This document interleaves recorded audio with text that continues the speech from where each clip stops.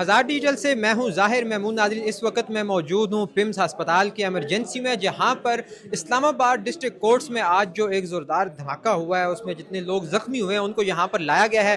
12 के करीब लोग जो हैं वो शहीद हो चुके हैं और 20 से ज़ायद ज़ख्मी यहां पर लाए गए हैं। हम इन ज़ख्मियों से बात करेंगे और जानेंगे कि ये धमाका कैसे, किस वक्त, कहाँ हुआ और ये वहाँ पर क्या कर रहे थे, ये कैसे ज़ख्मी हुए और इनको किस तरह अस्पताल में लाया गया, और अगर इन दहशतगर्दाना कार्रवाइयों में इंडिया अफगानिस्तान के साथ मिलकर ये हरकतें कर रहा है तो उसके हवाले से ये लोग क्या कहते हैं। अस्सलाम वालेकुम। वालेकुम सलाम जी। सर क्या नाम है? मोहम्मद यासीन खान। आप सर धमाके में कैसे जख्मी हुए? मैं वकील के साथ ड्यूटी करता हूँ, कासम खान नियाजी उसका नाम है। उसको पार्क से गाड़ी लेकर उसको उठाने आया था, वो ज़रा अंदर लेट हो गए और मैं वहाँ गाड़ी मैंने खड़ी की है, इतने में धमाका हो। आप गाड़ी के अंदर थे, बाहर थे? मैं गाड़ी के अंदर था। तो आप कितने दूर से धमाका हुआ? एक मेरे आगे गाड़ी खड़ी थी, एक मेरी आगे पुलिस वाली वैन खड़ी थी, उसके दरमियान में एक मोटरसाइकिल था, उस मोटरसाइकिल में भी आग लग गई और उस गाड़ी में भी आग लग गई। मतलब दो धमाके हुए? धमाका एक ही हुआ है, जो मुझे आंखों ने सुना एक ही हुआ है, लेकिन आग एक मोटरसाइकिल को लग गई, एक गाड़ी को लगी। ये अब अल्लाह ही बेहतर जानता है किसमें वो धमाका हुआ है। बीच में इतनी गाड़ियां खड़ी थी फिर भी आप इतने शदीद जख्मी हुए?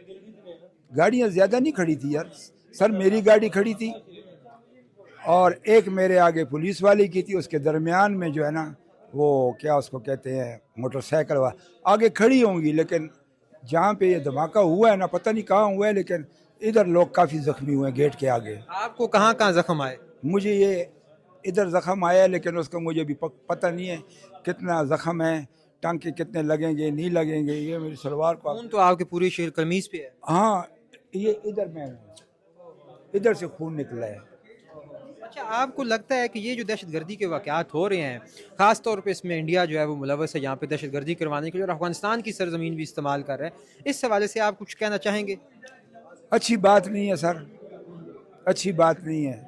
मर तो अपने ही रहे हैं ना, मुसलमान भाई मर रहे हैं ना, अच्छी बात नहीं है। मैं और क्या कह सकता हूँ।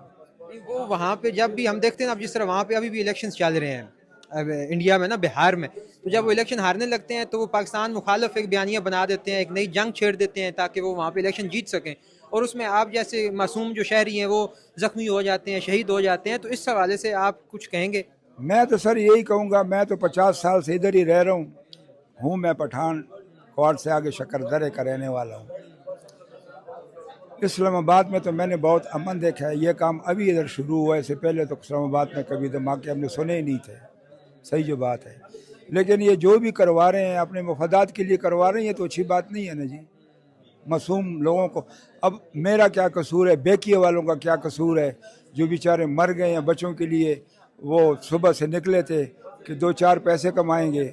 मैं अपने बच्चों के लिए निकला हूँ कि भाई मैं दिहाड़ लगाऊंगा, ड्यूटी करूँगा, तो अब पता तो नहीं होता है ना सर क्या होगा हमारे साथ क्या नहीं होगा। अच्छा, अमूमी तौर पे जो लोग जख्मी हुए हैं या शहीद हुए हैं वो गेट के बाहर थे और वो वकला तो चूंकि अंदर थे ना, तो बाहर आम ठेली वाले मजदूर लोग या ड्राइवर वो ये लोग ज़्यादा थे।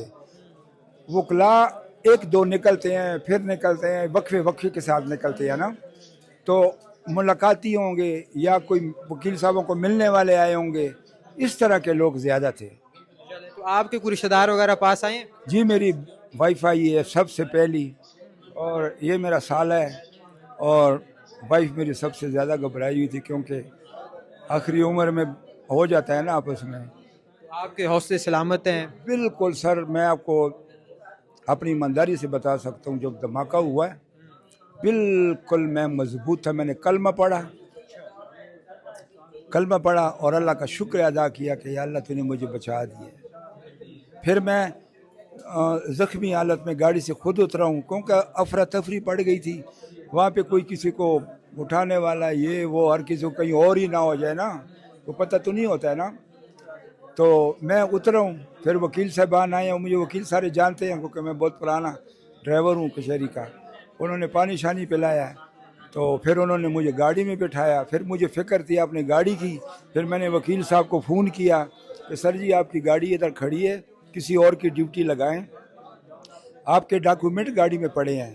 क्योंकि मैं तो बस अस्पताल जा रहा हूँ, मैं तो ना गाड़ी की हिफाजत कर सकता हूँ ना आपके डॉक्यूमेंट की हिफाजत कर सकता हूँ। फिर उन्होंने भेजा होगा, लाजमी बात, उन्होंने कहा गाड़ी को भी छोड़ो, डॉक्यूमेंट को भी छोड़ो, अल्लाह तुझे ज़िंदगी दे। फिर मैंने उनको, वकील साहब को तसल्ली दिया कि मैं ज़ख्मी ज़रूर हुआ हूँ लेकिन कम हुआ हूँ, मेरे हाथ पाँव मैंने हिलाए हैं ठीक थे, तो मैं हौसले में था। खून निकला, थोड़ा सा मैं घबराया हूँ, लेकिन मैंने कहा चलो कोई बात नहीं, टंग के अल्लाह ताला आपको सेहत दे और आपके हौसले इसी तरह सलामत रहे। अभी नहीं, मैं बहुत हौसले में हूँ। हकीकत मेरी वाइफ आई है, मेरी बच्चियाँ आई हैं, वो रोने लगी। मैंने कहा रोने धोने की ज़रूरत नहीं, मैं ठीक हूँ ना, मैंने आपको कहा ना ठीक हूँ। हाँ, ये हादसा ऐसा हुआ है, जिसने भी सुना है हादसा है ना। हाँ, मैं ठीक अल्लाह हूँ। ताला आपको सेहत दे जी, और इन दहशत गर्दों का बेड़ा गर्क करे। अल्लाह अल्लाह उनका बेड़ा गर्क करे और अल्लाह ताला ऐसे उनको आग में जलाए कि बच ही ना सके, जैसे ये मुसलमान मर गए। और अगर इसमें इंडिया मुलव्वस है तो ऑब्वियसली उनका भी काख ना उनका भी रहे। अल्लाह ताला बेड़ा गर्क करे। जो मुल्क इसमें मुलव्वस है, मुसलमानों के दुश्मन जो है, अल्लाह ताला उनको गर्क और उनको जो है ना हस्ती से मिटा दे, जो मुल्क भी है। अब हमें नहीं पता कि भाई कौन है कौन नहीं है ना। जो पाकिस्तान के दुश्मन तो बहुत है ना सर, इसमें तो शक नहीं है ना। और लेकिन ये ला इलाहा, आज का खास तौर पे इंडिया मुतरक हुआ पड़ा है। ये ला इलाहा इल्लल्लाह मोहम्मद रसूलुल्लाह का मुल्क है, इसको ना ये ख़त्म कर सकते हैं ना इसको मिटा सकते हैं, ये खुद मिट जाएंगे सर जी, ये हकीकत है। हाँ, दुआ बहुत करें शुक्रिया। पाकिस्तान सलामत रहे जी, पाकिस्तान जिंदाबाद। Thank you.